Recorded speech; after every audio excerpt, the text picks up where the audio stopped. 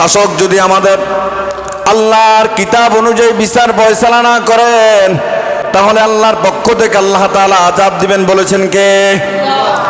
আমিরুল মুমিনিন ওমর রাদিয়াল্লাহু তাআলা আনহু তিনি একবার গিয়েছিলেন একটা ঘোড়া কেনার জন্য। এখন আমরা যেমন বাইক কেনার জন্য যাই, মোটরসাইকেল কেনার জন্য যাই, তৎকালীন জমানায় মোটরসাইকেল কিছুই ছিল না, মানুষগুলো চলাচল করত ঘোড়া দিয়া। ওমর রাদিয়াল্লাহু তাআলা আনহু গেলেন ঘোড়া কেনার জন্য। ঘোড়া কেনার পরে ঘোড়া নিয়ে যখন চলে আসলেন, প্রতিমধ্যে ঘোড়াটা অসুস্থ হয়ে 4টি পা অকেজ হয়ে জমিনে পড়ে গেলেন। আমিরুল মুমিনিন বদ্ধ পৃথিবীর শাসক ওমর তিনি বললেন, এ আল্লাহর বান্দা কেমন আমার সাথে জুলুম করলো, অসুস্থ একটা ঘোড়া দিয়ে আমাকে ঠকায় দিল। ঘোড়া নিয়ে আবার গেলেন, আল্লাহর বান্দা তুমি এটা কি করলা, আমাকে ঠকায় দিলা, আমার উপর জুলুম করলা, একটা অসুস্থ ঘোড়া তুমি আমারে দিলা। আল্লাহর বান্দা আমিরুল মুমিনিন, আপনি অর্ধ পৃথিবীর শাসক, এই জুলুম আমি আপনার উপর করতে পারি না, এই অবিচার আমি আপনার উপর করতে পারি না। আমি আপনাকে সুস্থ ঘোড়া দিয়েছি। বলে না, তুমি আমাকে সুস্থ ঘোড়া দাও নাই। বলে আমিরুল মুমিনিন তর্ক আমরা করতে পারবো, আপনিও তর্ক করবেন, আমিও তর্ক করব, আমাদের তর্ক শেষ হবে না, চলেন আমরা আদালতে যাই। আল্লাহু আকবার বলেন। তখনকার রাষ্ট্র ব্যবস্থা, তখনকার বিচার ফয়সালা কত স্বাধীন ছিল। আজ থেকে ১,৫০০ বছর আগেও আমার দেশের আদালত বিচার ব্যবস্থা তেমন স্বাধীন ছিল? স্বাধীন ছিল?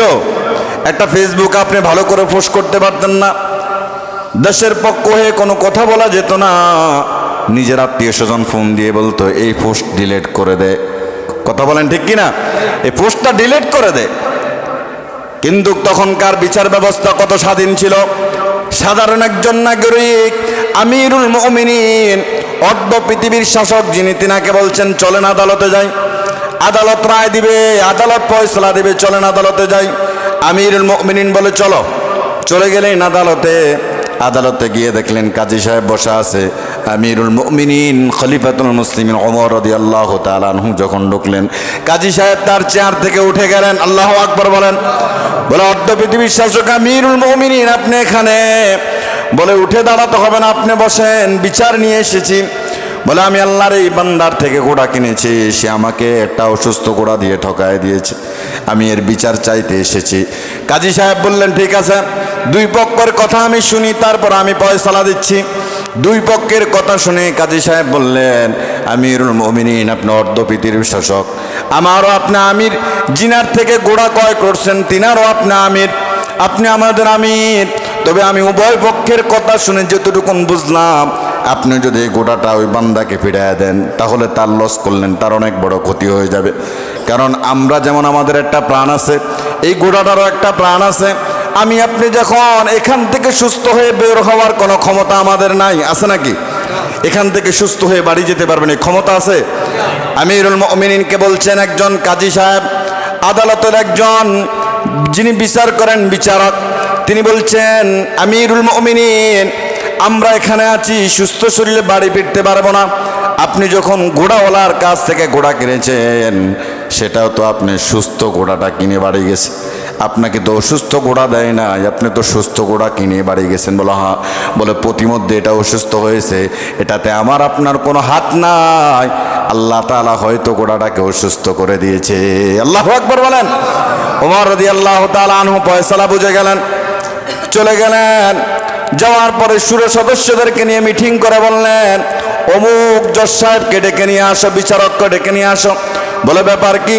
বলে তার সাহসিকতা দেখে আমি আশ্চর্য হলাম, আমিরুল মুমিনিনের বিপক্ষে রায় দিয়েছে, তার সাহসিকতা দেখে আমি আশ্চর্য হলাম, তার পদোন্নতিটা বাড়ায় দিতে হবে। বলেন সুবহানাল্লাহ।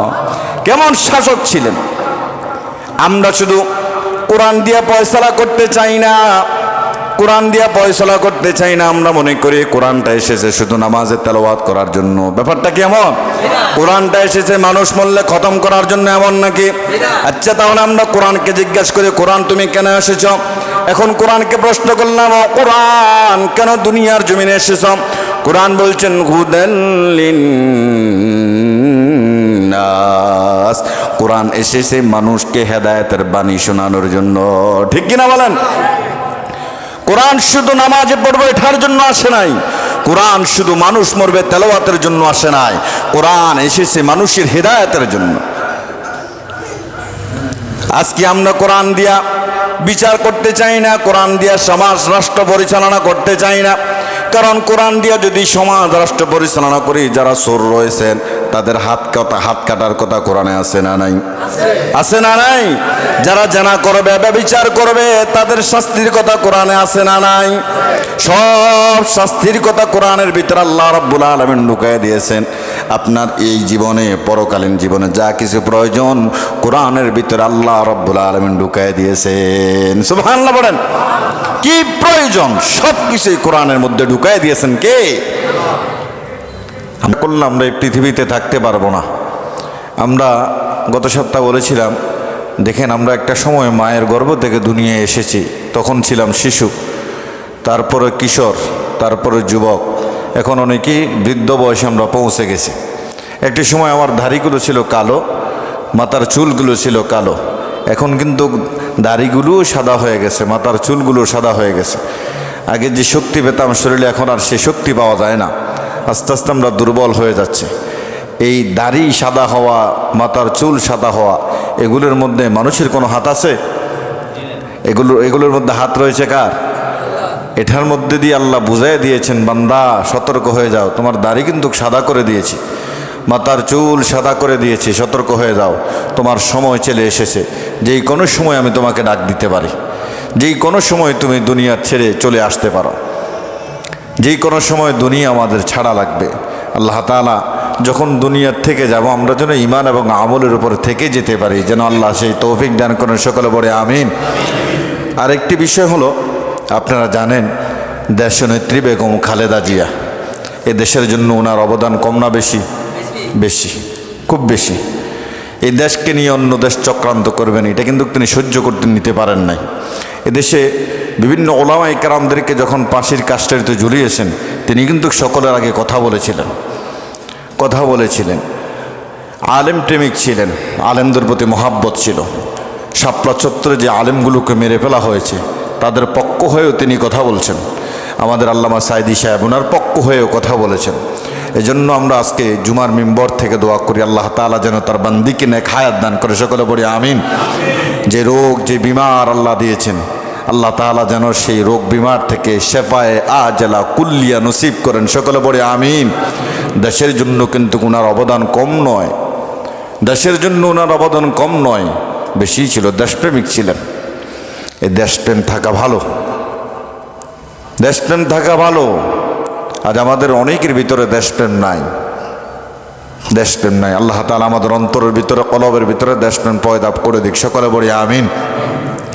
সম্মানিত মুসলিম কারাম, আমরা সূরা জিলজাল থেকে কথা বলতেছিলাম ভূমিকম্প নিয়ে। আপনারা জেনে আশ্চর্যান্বিত হবেন, গতকাল বৃহস্পতিবারে কিন্তু ভূমিকম্প হয়েছে। এ খবর জানা আছে আপনাদের?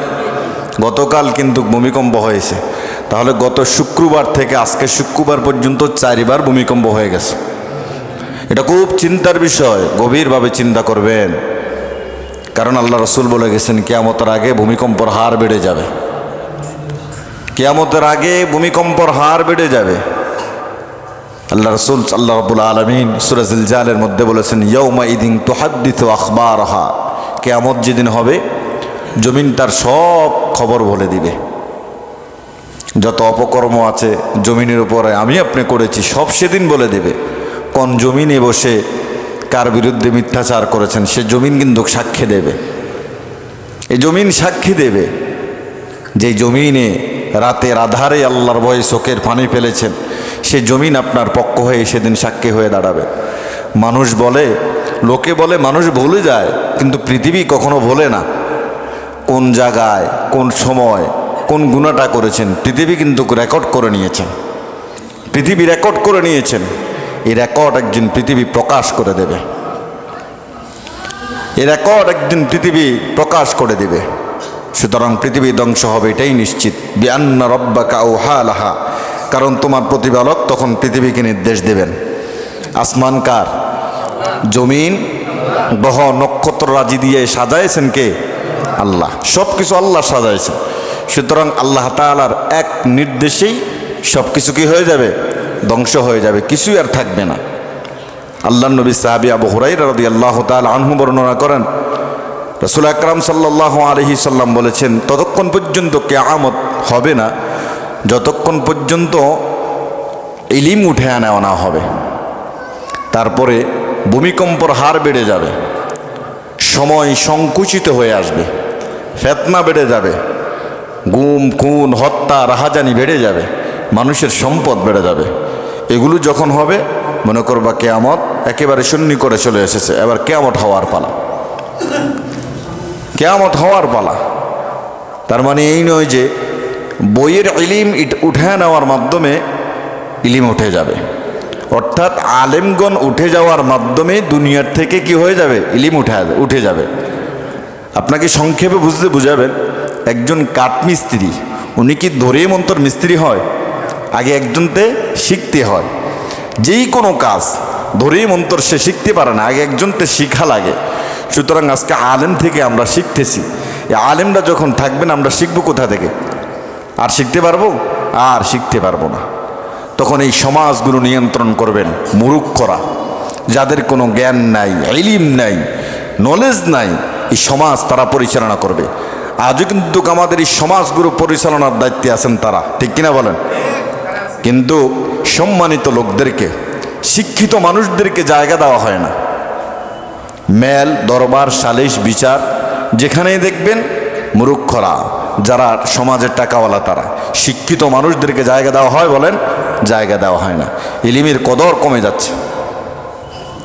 অথচ আল্লাহর নবী সাল্লাল্লাহু আলাইহি সাল্লাম বলেন যে আমি কোনো দিনার দিরহাম কোনো সম্পদ রেখে যাই নাই, আমি রেখে গেছি ইলম। ইলম যারা অন্বেষণ করবে, ইলম যারা অর্জন করবে, ইলমের জ্ঞান যারা অর্জন করবে, তারাই হলো আলেম। আল উলামা ওয়ারাসাতুল আম্বিয়া, তারাই হলেন নবীর উত্তরাধিকারী, নবীদের ওয়ারিস। তৎকালীন জামানায় নবীগণ দিনের দাওয়াত দিয়েছিলেন, মানুষকে আল্লাহর পথে ডেকেছেন, জান্নাতের পথে ডেকেছেন। বর্তমানে ওলামায়ে কেরামরা মানুষদেরকে জান্নাতের পথে আহ্বান করতেছেন, ভালো কাজের প্রতি মানুষকে কি করতেছেন? আহ্বান করতেছেন। তা আলেমদের এই সম্মান কম না বেশি? সমস্ত নবীগণের মধ্যে সবচাইতে সম্মান মর্যাদার ঊর্ধ্বে কে? মুহাম্মদ সাল্লাল্লাহু আলাইহি ওয়াসাল্লাম। এটা হলো সমস্ত নবীগণের মধ্যে। আদম আলাইহিস সালাম থেকে সূক্ষ্ম মাথায় বোঝেন যে আদম আলাইহিস সালাম থেকে শুরু করে আমার আপনার নবী মুহাম্মদ রাসূলুল্লাহ সাল্লাল্লাহু আলাইহি সাল্লাম পর্যন্ত যত নবী এবং রসুল দুনিয়াতে এসেছেন, সবচাইতে সম্মানিত নবীকে মুহাম্মদ সাল্লাল্লাহু আলাইহি সাল্লাম। রাসূল করিম সাল্লাল্লাহু আলাইহি সাল্লামের অগণিত অসংখ্য সাহাবায়ে কেরাম, তার মধ্যে সবচাইতে দামি সাহাবী হচ্ছেন জান্নাতের 10 জন সার্টিফিকেট প্রাপ্ত সাহাবী, আবু বকর, ওসমান, আলী, এভাবে অনেক সাহাবী আছেন যারা জান্নাতের সার্টিফিকেট পেয়েছে। তদ্রুপ বর্তমানে অসংখ্য অগণিত আল্লাহর বান্দাদের মধ্যে সবচাইতে দামি হচ্ছেন উলামায়ে কেরাম। সিল্লা বলেন সুবহানাল্লাহ। এই জন্য আল্লাহ তাআলা বলেন ইন্নামা ইয়াখশাল্লাহা মিন ইবাদিহিল উলামা, আলেমরাই সবচেয়ে বেশি আল্লাহকে ভয় করে। তা আপনি বলতে পারেন সাধারণ পাবলিক কি ভয় করে না? ভয় করে। তবে এই সব মানুষের ভিতরে সবচেয়ে বেশি আলেমরাই কি করে? আল্লাহকে ভয় করে। সেটা আল্লাহ কোরআনের আয়াত দিয়ে প্রমাণ করে দিয়েছেন। এই জন্য জানলেওয়ালাকে সম্মান দিতে হবে। তাহলে আপনার আমার সম্মান বাড়ায় দেবে কে? আল্লাহ। যারা জানে আর যারা জানে না তারা কি সমান? বলেন, তারা কি সমান? কখনোই সমান হতে পারে না। কুল হাল ইয়াস্তাউল্লাযীনা ইয়া'লামুনা ওয়াল্লাযীনা লা ইয়া'লামুন, যারা জানে আর জানে না, হে রাসূল আপনি মানুষকে জানায় দেন, যারা জানে এবং যারা জানে না তারা কখনো সমান হতে পারে, তার যত সম্পদ থাকুক, যত অর্থ থাকুক, যত টাকা পয়সা থাকুক। একজন ইলম যে হাসিল করেছে, দিনে ইলম যিনি হাসিল করেছেন, তার সম্মান আকাশচুম্বী। সিল্লা বলেন সুবহানাল্লাহ। এজন্য আলেমদেরকে সম্মান দিতে হবে। রাসূল এমনি এমনি বলে নাই যে কিয়ামতের আগে ইলম উঠায় নেবেন, অর্থাৎ আলেমদেরকে উঠায় নেওয়ার মাধ্যমে ইলম উঠে যাবে। আজ হক্কান ওলামায়ে কেরাম দুনিয়ার জমিন থেকে চলে যাচ্ছে। বর্তমানে যে ওলামায়ে কেরামরা আছেন, আমরা আজকে দোয়া করছি আল্লাহ তাআলা যেন আলেমদেরকে সম্মানের সহিত দুনিয়ায় বাঁচায় রাখেন। সকলে পড়েন আমিন। সুতরাং আলেমদের সাথে শত্রুতা পোষণ করা যাবে না, বিনা কারণে আলেমকে গালিও দেওয়া যাবে না। ফিকহিবিদ বলেছেন, ফিকহিবিদরা বলেছেন, বিনা কারণে কেউ যদি আলেমকে গালি দেয়, ভালো করে বোঝেন, বিনা কারণে, কোনো কারণ ছাড়া, কারণ ব্যতীত কোনো আলেমকে যদি কেউ গালি দেয়, ফকিহবিদরা বলেছেন সম্ভাবনা রয়েছে সে কাফের হয়ে যায়। নাউজুবিল্লাহ বলেন। তাহলে বিনা কারণে কোনো আলেমকে গালি দেওয়া যাবে না, আলেমদের সাথে শত্রুতা পোষণ করা যাবে না, আলেমদের সাথে শত্রুতা পোষণ করা যাবে না, আলেমদের সাথে বন্ধুত্ব করবেন। কারণ কবি বলেছেন সৎ সঙ্গে স্বর্গবাস, অসৎ সঙ্গে সর্বনাশ। ভালো মানুষের সাথে চলবেন, ভালো মানুষের সাথে বন্ধুত্ব করবেন, ভালো মানুষ আপনাকে ভালো পথটাই দেখাবে। আর খারাপ যারা, তাদের সাথে চলবেন, এই খারাপ পথটা দেখাবে। এই জন্য আমাদের চলাফেরা হবে ভালো মানুষের সাথে, উঠা বসা হবে ভালো মানুষের সাথে, তাহলে ভালো বুদ্ধি পরামর্শ আমরা পাবো। খারাপ মানুষের সাথে চললে আমরা ভালো বুদ্ধি, ভালো পরামর্শ পাবো না। তাহলে রসুলের হাদিস অনুসারে আমরা বুঝলাম কিয়ামতের আগে আল্লাহ তাআলা কি উঠায় নেবেন? ইলিম উঠায় নেবেন। কি উঠায় নেবেন? 2 নম্বর হলো কিয়ামতের আগে ভূমিকম্পর হার বেড়ে যাবে। ভূমিকম্পর হার কি যাবে? বেড়ে যাবে। ঘন ঘন ভূমিকম্প হবে, যেটা আমাদের কাজ ইঙ্গিত দিচ্ছে। বিজ্ঞান বলছে যে এই ভূমিকম্পের কারণে মানুষের বিপর্যয় সৃষ্টি হতে পারে, মানুষ হুমকির মধ্যে পড়ে যেতে পারে। অর্থাৎ বিজ্ঞানও আজ এটা আলোচনা করে বুঝতে পেরেছে যে আসলেই সত্য, যেটা আজ থেকে 1000 বছর আগে নবী মুহাম্মদুর রাসূলুল্লাহ সাল্লাল্লাহু আলাইহি সাল্লাম বলেছেন কিয়ামতের আগে বেশি বেশি ভূমিকম্প হবে। বিজ্ঞান আর সেটা মিলেই বলেছেন যে অবশ্যই কিয়ামতের আগে বেশি বেশি কি হবে? ভূমিকম্প হবে। 3 নম্বর হলো কিয়ামতের আগে সময়টা একেবারেই সংক্ষিপ্ত হয়ে আসবে। গত শুক্রবার আর আজকে শুক্রবার সময় কত ছোট হয়ে গেল না? এটা আমি বাহির করলাম এভাবে, আল্লাহ তাআলা আমাদেরকে যে চোখ দিয়েছেন এই চোখ বন্ধ করলাম আর খুললাম যতক্ষণ সময়, আমার মনে হয় গত শুক্রবার থেকে আজকে শুক্রবার পর্যন্ত এতটুকুন সময়। ঠিক কিনা বলেন? কত সংকট হয়ে গেছে সময়। অথচ আমরা মুসলমান সময়ের কোনো গুরুত্ব দেই না, দুনিয়ার মোহের মধ্যে পড়ে আছি, দুনিয়ার সুখ চন্দ আনন্দের মধ্যে পড়ে আছি। আখিরাত বলতে আমাদের কিছুই মনে নেই। জান্নাত জাহান্নাম দে আল্লাহ রাব্বুল আলামিন আমাদের জন্য তৈরি করে রেখেছেন, সেটাও মনস্মৃতি থেকে চলে গেছে। সময়ের প্রতি কোনো গুরুত্ব নাই। অথচ আল্লাহ তাআলা সময়ের কসম খেয়ে বলেছেন, ওয়াল আসর, সময়ের কসম, ইন্নাল ইনসানা লাফি খুসর, নিশ্চয়ই সমস্ত মানুষ ক্ষতিগ্রস্তের মধ্যে রয়েছে। আমরা বললাম আল্লাহ পৃথিবীর মধ্যে 800 কোটি মানুষ রয়েছে, সব মানুষ বুঝি ক্ষতিগ্রস্তের মধ্যে? আল্লাহ বলেন আর গোলাম, সব মানুষ ক্ষতিগ্রস্তের মধ্যে নয়। আল্লাহ আয়াতের পরে আবার জবাব দিচ্ছেন, ইল্লাল্লাযীনা আমানু ওয়া আমিলুস সালিহাত ওয়া তাওয়াসাউ বিল হাক্কি ওয়া তাওয়াসাউ বিস সাবর। আল্লাহ বলেন ইল্লাল্লাযীনা আমানু, ইল্লাল্লাযীনা, তবে তারা ছাড়া। আমরা বললাম আল্লাহ কারা তারা? আল্লাহ বললেন আমানু, যারা ঈমান আনছে, ওয়া আমিলুস সালিহাত, সৎ কাজ করেছে, ওয়া তাওয়াসাউ বিল হক, সত্যের উপর থেকেছে, সত্যের উপর থেকেছে, ওয়া তাওয়াসাউ বিস সাবর, ধৈর্য ধারণ করেছেন। তারা ছাড়া দুনিয়ার সব মানুষ ক্ষতিগ্রস্তের মধ্যে রয়েছে। সময় খুব সংক্ষিপ্ত, আমাদের জীবন থেকে একদিন চলে যাচ্ছে, হায়াত একদিন কমে যাচ্ছে। কমছে না? কমছে না বাড়ছে? একদিন কমে যাচ্ছে। সুতরাং কখন কার ডাক এসে যায় কেউ আমরা বলতে পারবো? কেউ আমরা বলতে পারবো না। সময় কিন্তু আমাদের মাঝ থেকে চলে যাচ্ছে। একদিন আল্লাহর মুখোমুখি হতে হবে, আল্লাহর সামনে দাঁড়াতে হবে, ফয়সালা দিতে হবে, হিসাব দিতে হবে। দুনিয়ায় পাঠানোর পরে দুনিয়ার সময়টাকে আমরা কোন কাজে ব্যবহার করেছি, এই দুনিয়ার সময় আমরা কিভাবে কাটাচ্ছি, সেটা আল্লাহর কাছে হিসাব দিতে হবে, জবাবদিহিতা করা লাগবে। আল্লাহ তাআলা তো এমনি এমনি আমাদেরকে দুনিয়ায় পাঠায় নাই, একটা উদ্দেশ্য করেই তো আল্লাহ দুনিয়াতে আমাদেরকে পাঠাইছে না? উদ্দেশ্য করে আল্লাহ পাঠাইছেন। আমরা বললাম ও রব্বে কারীম, আপনার উদ্দেশ্যকে? আল্লাহ বলেন ওয়ামা খালাকাতুল জিন্না ওয়াল ইনসা ইল্লা লিয়াবুদুন। দুনিয়ার মানুষ হলো আমার উদ্দেশ্য, হলো জিন জাতি এবং মানব জাতিকে আমি আল্লাহ সৃষ্টি করেছি কেবলমাত্র আমার গোলামি করার জন্য। কার গোলামি? সবাই বলেন কার গোলামি? আল্লাহর গোলামি করার জন্য, কোনো মানুষের গোলামি নয়। আল্লাহ তাআলা আমাদেরকে দুনিয়ায় পাঠাইছেন একমাত্র রবের গোলামি করার জন্য। সুতরাং সময় যতক্ষণ পাবো, এই হায়াতে সময় যতক্ষণ পাবো ততক্ষণ গোলামি করব কার? আবার বলেন কার? কারণ আল্লাহ তাআলা আমাদেরকে সৃষ্টি করেছেন তার গোলামি করার জন্য। তবে আমরা গোলামি না করে মন যেমনি চাই তেমনি ছুটতেছে। সময়ের কোনো হিসাব আমাদের মধ্যে নাই। গত সপ্তাহে আমি বলেছি আল্লাহ তাআলা আমাদেরকে দুনিয়ায় ছেড়ে দিয়েছেন, আল্লাহ তাআলা স্বাধীনতাও দিয়ে দিয়েছেন। বান্দা দুনিয়ায় ছেড়ে দিলাম, স্বাধীনতাও দিয়ে দিলাম, যেভাবেই পারো চলো, ঘুরে ফিরে কিন্তু আবার আমার কাছে আসতে হবে। মহিলারা যেমন হাঁস মুরগি ছেড়ে দেয়, বিকালবেলায় আবার যখন খামারে চলে আসে, তদ্রুপ আল্লাহ ছেড়ে দিয়েছেন। সময় যখন শেষ হবে তখন যেতে হবে কার কাছে? আল্লাহর কাছে যেতে হবে। অতএব সময়ের গুরুত্বটাও আমাদেরকে দিতে হবে। সময় কিন্তু চলে যাচ্ছে, কিয়ামতের আগে সময় খুব সংক্ষিপ্ত হয়ে যাবে।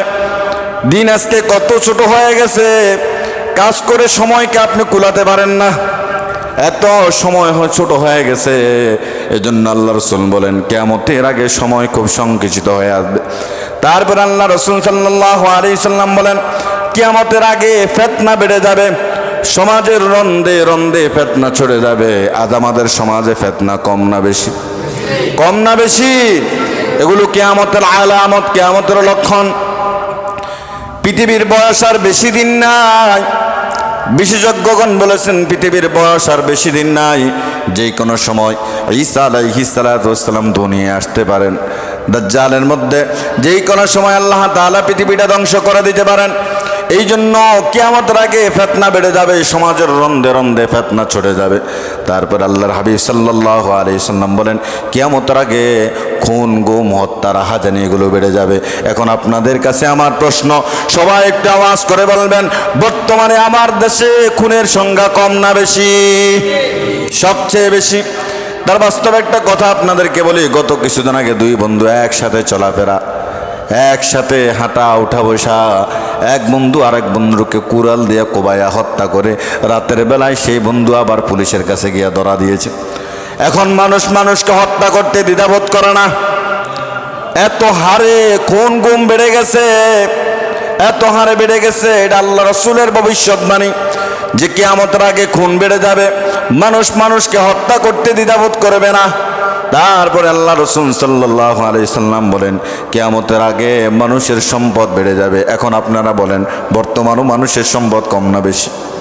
মোটামুটি বেশি।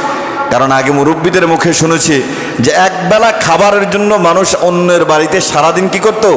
কাজ করতো। এখন করা লাগে? এখন করা লাগে? আগে মানুষ না খাইয়া মরতো, এখন মানুষ খাইয়া মরে। তো এই রিজিকটা বাড়ায়া দিল কে? এই জন্য আল্লাহ রাসূল ভবিষ্যৎবাণী করে বলেছেন কিয়ামতের আগে সম্পদ আল্লাহ তাআলা বাড়ায়া দিবেন। আর এই বিপদ, গজব, বালা, মুসিবত এগুলো আসার কারণই হচ্ছে আমাদের নিজেদের কর্মের কারণে। কথা বলেন ঠিক কিনা? আমাদের অপকর্মের কারণে, আমাদের অপরাধের কারণে আমাদের উপরে আযাব গজব নেমে আসে। কারণ আল্লাহ রাব্বুল আলামিন বলেন যাহারাল ফাসাদু ফিল বাররি ওয়াল বাহরি বিমা কাসাবাত আইদিন নাস। জলে এবং স্থলে যা কিছু হয় এগুলো তোমাদের হাতের কামাই। যত বিপদ জলে এবং স্থলে হয় এগুলো তোমাদের কর্মের কারণে হয়। ওমা আসাবাকুম মিন মুসিবাতিন ফাবিমা কাসাবাত আইদিন নাস। বালা মুসিবত যা কিছু তোমাদের উপরে আসে এগুলো তোমাদের অপকর্মের কারণে তোমাদের উপর আমি আল্লাহ রাব্বুল আলামিন বিপদ আপদ দেই, বালা মুসিবত দেই। বালা মুসিবত দিয়ে বলি বান্দা সতর্ক হয়ে যাও, বান্দা সতর্ক হয়ে যাও। তারপরও আমরা সতর্ক হই না। কারণ আমরা মসজিদের ইমাম সাহেবের কাছে গিয়ে বলি হুজুর দোয়া করেন, মুসিবতের মধ্যে পড়ে আছি, কিন্তু আমি নামাজ পড়ি না, যাকাত দিই না, হজ নাই, তাসবিহ তাহলিল কিছুই নেই। আছে না নাই? বলে হুজুর দিয়া দোয়া পড়েছি, কোনো কাজে লাগে না, কোনো কাজে আসে না। অর্থাৎ আল্লাহ বলেছেন নামাজ পড়ো, ইবাদত করো, চাইতে হলে কার কাছে চাও? আল্লাহর কাছে। বিপদ আপদ দূর করে দিবেন কে? মুসিবত দূর করে দিবেন কে? এমন অবস্থা হবে।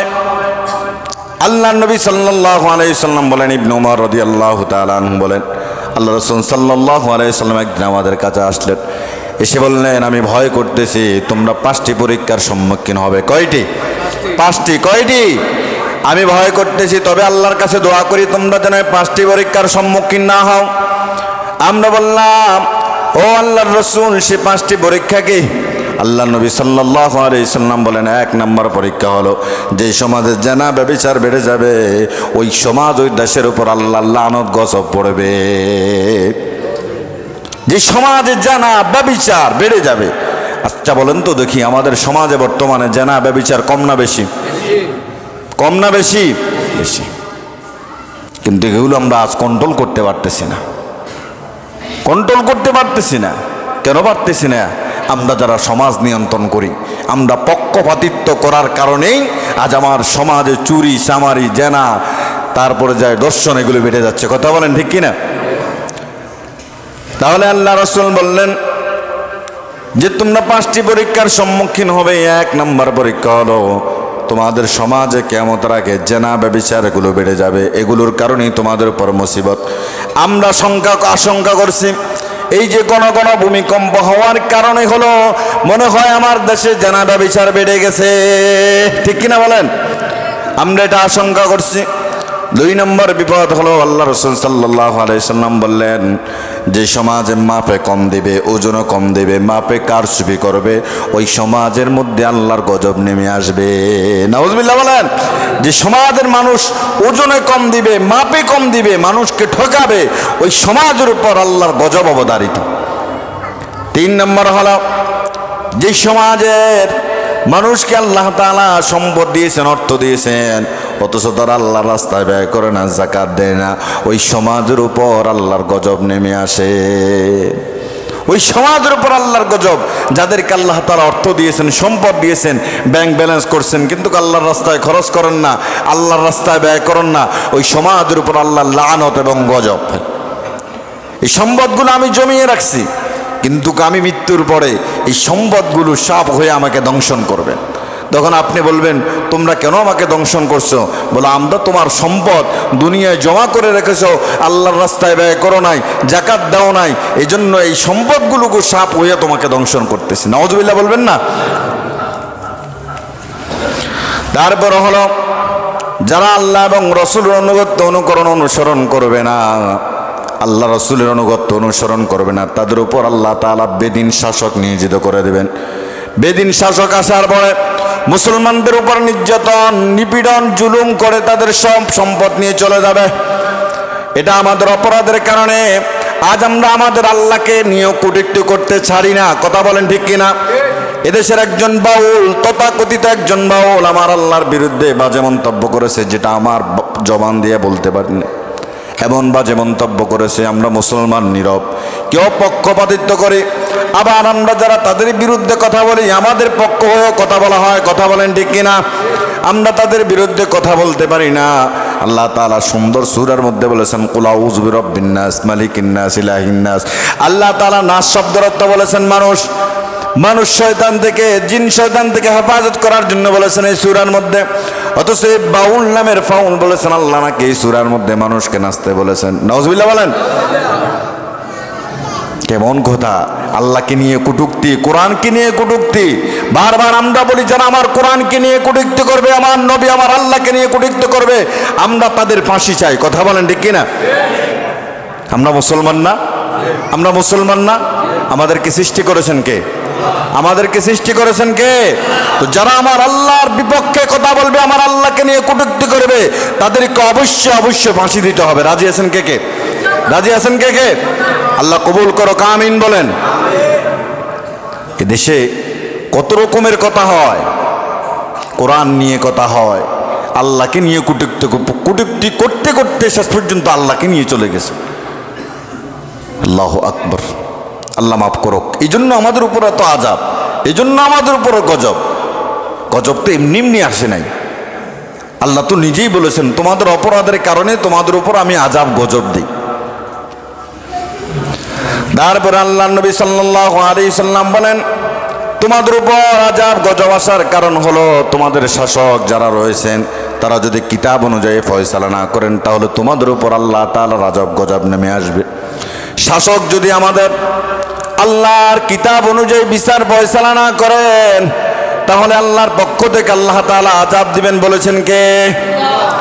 আমিরুল মুমিনিন ওমর রাদিয়াল্লাহু তাআলা আনহু। তিনি একবার গিয়েছিলেন একটা ঘোড়া কেনার জন্য। এখন আমরা যেমন বাইক কেনার জন্য যাই, মোটর সাইকেল কেনার জন্য যাই, তৎকালীন জমানায় মোটর সাইকেল কিছুই ছিল না, মানুষগুলো চলাচল করতো ঘোড়া দিয়া। ওমর রাদিয়াল্লাহু তাআলা আনহু গেলেন ঘোড়া কেনার জন্য। ঘোড়া কেনার পরে ঘোড়া নিয়ে যখন চলে আসলেন, প্রতিমধ্যে ঘোড়াটা অসুস্থ হয়ে 4টি পা অকেজো হয়ে জমিনে পড়ে গেলেন। আমিরুল মুমিনিন ওয়ার্ধ পৃথিবীর শাসক ওমর, তিনি বললেন, এ আল্লাহর বান্দা কেমন আমার সাথে জুলুম করলো, অসুস্থ একটা ঘোড়া দিয়ে আমাকে ঠকায় দিল। ঘোড়া নিয়ে আবার গেলেন, আল্লাহর বান্দা তুমি এটা কি করলা, আমাকে ঠকায় দিলা, আমার উপর জুলুম করলা, একটা অসুস্থ ঘোড়া তুমি আমারে দিলা। আল্লাহর বান্দা বলে, আমিরুল মুমিনিন, আপনি অর্ধ পৃথিবীর শাসক, এই জুলুম আমি আপনার উপর করতে পারি না, এই অবিচার আমি আপনার উপর করতে পারি না। আমি আপনাকে সুস্থ ঘোড়া দিয়েছি। বলে, না, তুমি আমাকে সুস্থ ঘোড়া দাও নাই। বলে, আমিরুল মুমিনিন, তর্ক আমরা করতে পারবো, আপনিও তর্ক করবেন, আমিও তর্ক করব, আমাদের তর্ক শেষ হবে না, চলেন আমরা আদালতে যাই। আল্লাহু আকবার বলেন। তখনকার রাষ্ট্র ব্যবস্থা, তখনকার বিচার ফয়সালা কত স্বাধীন ছিল। আজ থেকে ১,৫০০ বছর আগেও আমার দেশের আদালত বিচার ব্যবস্থা তেমন স্বাধীন ছিল, স্বাধীন ছিল। একটা ফেসবুক আপনি ভালো করে পোস্ট করতে পারতেন না, দেশের পক্ষ হয়ে কোনো কথা বলা যেত না। নিজের আত্মীয় স্বজন ফোন দিয়ে বলতো, এই পোস্ট ডিলিট করে দে। কথা বলেন ঠিক কিনা? এই পোস্টটা ডিলিট করে দে। কিন্তু তখনকার বিচার ব্যবস্থা কত স্বাধীন ছিল। সাধারণ একজন নাগরিক আমিরুল মুমিনিন, অর্ধ পৃথিবীর শাসক যিনি, তিনাকে বলছেন চলেন আদালতে যাই। আদালত রায় দিবে, আদালত ফয়সালা দিবে, চলেন আদালতে যাই। আমিরুল মুমিনিন বলে চলো। চলে গেলেন আদালতে। আদালতে গিয়ে দেখলেন কাজী সাহেব বসা আছে। আমিরুল মুমিনিন খলিফাতুল মুসলিমিন ওমর রাদিয়াল্লাহু তাআলা আনহু যখন ঢুকলেন, কাজী সাহেব তার চেয়ার থেকে উঠে গেলেন। আল্লাহু আকবার বলেন। বলে, অর্ধ পৃথিবীর শাসক আমিরুল মুমিনিন, আপনি এখানে? বলে, উঠে দাঁড়াতে হবে না, আপনি বসেন, বিচার নিয়ে এসেছি। বলে, আমি আল্লাহর এই বান্দার থেকে ঘোড়া কিনেছি, সে আমাকে একটা অসুস্থ ঘোড়া দিয়ে ঠকায় দিয়েছে, আমি এর বিচার চাইতে এসেছি। কাজী সাহেব বললেন, ঠিক আছে, দুই পক্ষের কথা আমি শুনি, তারপর আমি ফয়সালা দিচ্ছি। দুই পক্ষের কথা শুনে কাজী সাহেব বললেন, আমিরুল মুমিনিন, আপনি অর্ধ পৃথিবীর শাসক, আমারও আপনি আমির, জিনার থেকে ঘোড়া ক্রয় করছেন, তিনারও আপনি আমির, আপনি আমাদের আমির। তবে আমি উভয় পক্ষের কথা শুনে যতটুকুন বুঝলাম, আপনি যদি এই ঘোড়াটা ওই বান্দাকে ফিরিয়ে দেন, তাহলে তার লস করলেন, তার অনেক বড় ক্ষতি হয়ে যাবে। কারণ আমরা যেমন আমাদের একটা প্রাণ আছে, এই ঘোড়াটারও একটা প্রাণ আছে। আমি আপনি যখন এখান থেকে সুস্থ হয়ে বের হওয়ার কোনো ক্ষমতা আমাদের নাই, আছে নাকি? এখান থেকে সুস্থ হয়ে বাড়ি যেতে পারবেন, এই ক্ষমতা আছে? আমিরুল মুমিনিনকে বলছেন একজন কাজী সাহেব, আদালতের একজন যিনি বিচার করেন বিচারক, তিনি বলছেন, আমিরুল মুমিনিন, আমরা এখানে আছি, সুস্থ শরীরে বাড়ি ফিরতে পারবো না। আপনি যখন ঘোড়াওয়ালার কাছ থেকে ঘোড়া কিনেছেন, সেটাও তো আপনি সুস্থ ঘোড়াটা কিনে বাড়ি গেছে, আপনাকে তো অসুস্থ ঘোড়া দেয় না, আপনি তো সুস্থ ঘোড়া কিনে বাড়ি গেছেন। বলো, হ্যাঁ। বলে, প্রতিমধ্যে এটা অসুস্থ হয়েছে, এটাতে আমার আপনার কোনো হাত নাই, আল্লাহ তাআলা হয়তো ঘোড়াটাকে অসুস্থ করে দিয়েছে। আল্লাহু আকবার বলেন। ওমর রাদিয়াল্লাহু তাআলা আনহু ফয়সালা বুঝে গেলেন, চলে গেলেন। যাওয়ার পরে সুরে সদস্যদেরকে নিয়ে মিটিং করে বললেন, অমুক জজ সাহেবকে ডেকে নিয়ে আসো, বিচারককে ডেকে নিয়ে আসো। বলে, ব্যাপার কি? বলে, তার সাহসিকতা দেখে আমি আশ্চর্য হলাম, আমিরুল মুমিনিনের বিপক্ষে রায় দিয়েছে, তার সাহসিকতা দেখে আমি আশ্চর্য হলাম, তার পদোন্নতিটা বাড়ায় দিতে হবে। বলেন সুবহানাল্লাহ। কেমন শাসক ছিলেন! আমরা শুধু কোরআন দিয়ে ফয়সালা করতে চাই না, কোরআন দিয়া ফয়সালা করতে চাই না। আমরা মনে করি কোরআনটা এসেছে শুধু নামাজের তেলাওয়াত করার জন্য। ব্যাপারটা কি এমন? কোরআনটা এসেছে মানুষ মরলে খতম করার জন্য, এমন নাকি? আচ্ছা, তাহলে আমরা কোরআনকে জিজ্ঞাসা করি, কোরআন তুমি কেন এসেছ? এখন কোরআনকে প্রশ্ন করলাম, ও কোরআন, কেন দুনিয়ার জমিনে এসেছ? কোরআন বলছেন, হুদাল লিন্নাস, কোরআন এসেছে মানুষকে হেদায়েতের বাণী শোনানোর জন্য। ঠিক কিনা বলেন? কোরআন শুধু নামাজে পড়বে এটার জন্য আসে নাই, কোরআন শুধু মানুষ মরবে তেলাওয়াতের জন্য আসে নাই, কোরআন এসেছে মানুষের হেদায়েতের জন্য। আজকে আমরা কোরআন দিয়া বিচার করতে চাই না, কোরআন দিয়া সমাজ রাষ্ট্র পরিচালনা করতে চাই না। কারণ কোরআন দিয়া যদি সমাজ রাষ্ট্র পরিচালনা করি, যারা চোর রয়েছেন তাদের হাত কাটার কথা কোরআনে আছে না নাই? আছে না নাই? যারা জেনা করবে, ব্যভিচার করবে, তাদের শাস্তির কথা কোরআনে আছে না নাই? সব শাস্তির কথা কোরআনের ভিতরে আল্লাহ রাব্বুল আলামিন ঢুকায় দিয়েছেন। আপনার এই জীবনে, পরকালীন জীবনে যা কিছু প্রয়োজন কোরআনের ভিতরে আল্লাহ রাব্বুল আলামিন ঢুকায় দিয়েছেন। সুবহানাল্লাহ বলেন। কি প্রয়োজন সব কিছুই কোরআনের মধ্যে ঢুকায় দিয়েছেন কে? আমরা কোরআন দিয়ে বিচার ব্যবস্থা করতে চাই না, এই জন্য তো আমাদের উপরে আযাব, এই গজব আমাদের উপরে নেমে আসতেছে। এই জন্য বিজ্ঞান বলে যে বাংলাদেশ আর অল্প কয়েকদিন পরে হয়তো 8 মাত্রা 7 মাত্রা ভূমিকম্প হলে এই দেশ ধ্বংস হয়ে যেতে পারে। এই দেশ ধ্বংস হয়ে যেতে পারে।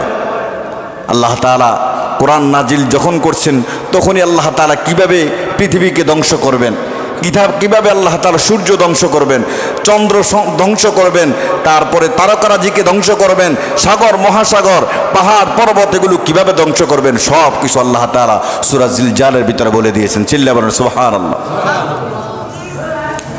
আলোচনা সবসময় হয়, আমরা বুঝি না, বুঝার চেষ্টা করি না, আমরা আমলে নেই না, আমরা আমলে নেই না।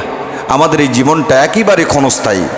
আমাদের পূর্ববর্তী কত মানুষ গেছে, আমাদের সমান কত সমবয়সী কত মানুষ চলে যাচ্ছে, তারপরও আমাদের হোশ হচ্ছে না, তারপরও আমাদের হোশ হচ্ছে না। একজন আল্লাহর বান্দা এশার নামাজ জামাতের সাথে আদায় করলেন, ভোর রাতে শুনি তিনি রাতের বেলা স্ট্রোক করছেন। তো আমাদের একটা সেকেন্ডের ভরসা আছে? বলেন, 1 সেকেন্ডের ভরসা আছে? আমাদের একটা সেকেন্ডের ভরসা আমরা নিজেরা দিতে পারিনি। অথচ আমরা এই দুনিয়ার মোহ চড়ে চলছি দুনিয়ার মোহে। আল্লাহ আমাদেরকে আপনি বুঝার তৌফিক দান করুন, আমিন বলেন। যুবকদেরকে হাতে পায়ে ধরে বলি, এখনো তোমাদের সময় আছে, ফিরে আসো। এখনো তোমাদের সময় আছে ভাই, ফিরে আসো। এই দুনিয়াটা আসলে থাকার জায়গা না। বড়দেরকে সম্মান দাও, তোমাদেরকে সম্মান বাড়ায় দিবেন কে? আবার বড়রা যারা আছেন ছোটদেরকে স্নেহ করবেন। দেখবেন আপনি যখন ছোটদেরকে স্নেহ করবেন তখন সে আপনাদের সামনে আর বিড়ি ধরাবে না, আপনাদের সামনে আর বাজে মন্তব্য করবে না, বাজে কথা বলবে না। এই জন্য আমরা যারা ছোটরা আছি, ছোটরা বড়দেরকে সম্মান দেবেন, আবার বড়রা যারা আছেন ছোটদেরকে স্নেহ করবেন। এই সমাজটাকে সোনার সমাজ বানায় দিবেন কে? আল্লাহ বুঝার তৌফিক দান করুক, সকলে বলে আমিন।